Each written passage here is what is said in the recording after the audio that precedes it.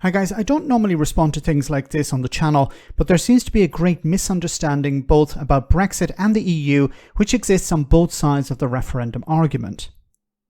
Some guy called Anthony O'Neill, who I believe is still one of those who supports Brexit, thinks that as soon as Labour win power, the EU will jump to attention and offer Britain a way back into the bloc.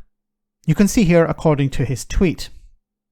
He says, "I guarantee the moment Starmer wins power, Ursula von der Leyen, the President of the European Commission, will offer us membership again. Starmer will be on a train to Brussels the next day for talks. It's so predictable."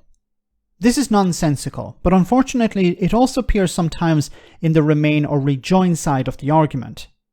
First, if Starmer wins the election with a massive majority, that will not be a mandate to rejoin the EU. It isn't currently, and I don't think it would be part of any Labour manifesto.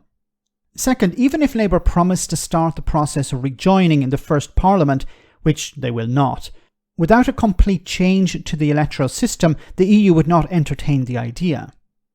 Think about it from the EU side, which seems to be forgotten in many of these discussions. Would they want a country to start the painful process of negotiations to then drop them a few years later when a new party is in power?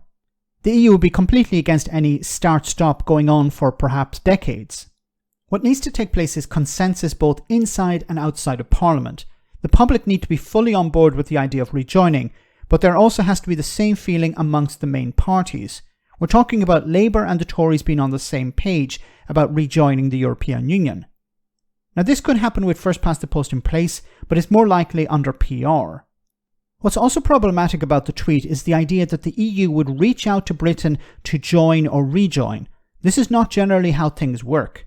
Potential member states apply when they have met the necessary criteria, but then it's up to the EU member states to evaluate and decide if they want that member in.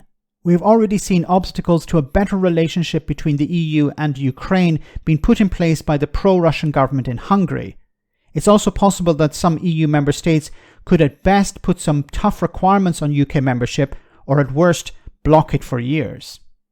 There is no hurry in Brussels to get Britain back in. It may also be the case that for the time being the EU would prefer to have the UK as a partner and not as a member on issues like security. If the UK were to go down the path of rejoining, it would be something like this. A Labour government begins rebuilding the relationship on areas of mutual benefit. At the same time, a realignment on EU standards reduces some of the friction on trade. Bilateral agreements with member states could also improve relations, of course working within the EU framework. Then as things begin to improve, a future Labour and Conservative Party would put EU membership into their respective manifestos, either as a vote in Parliament or commitment to a second referendum.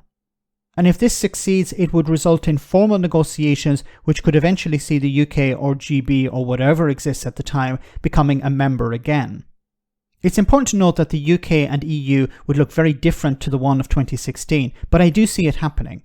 Perhaps 2026 could be a good year to get the ball rolling. Labour are in power and perhaps PR is on the cards. Proportional representation and the European Union membership could be part of the next Labour manifesto, something there is growing support for. With that mandate, Labour could start informal talks.